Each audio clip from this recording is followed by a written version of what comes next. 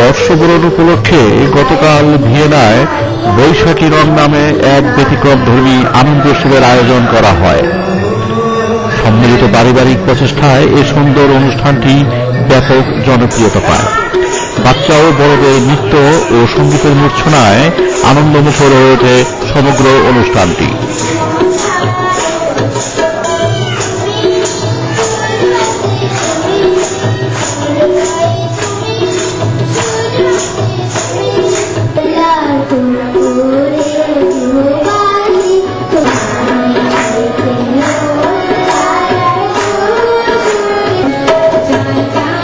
পান্তা ইলিশ, পিঠা, পুস্তক প্রদর্শনী ও ছোটদের চিত্রাঙ্কন প্রতিযোগিতা অনুষ্ঠানের আকর্ষণ বাড়িয়ে দেয়। বিপুল সংখ্যক দর্শক শ্রোতা সমগ্র অনুষ্ঠানটি উপভোগ করেন।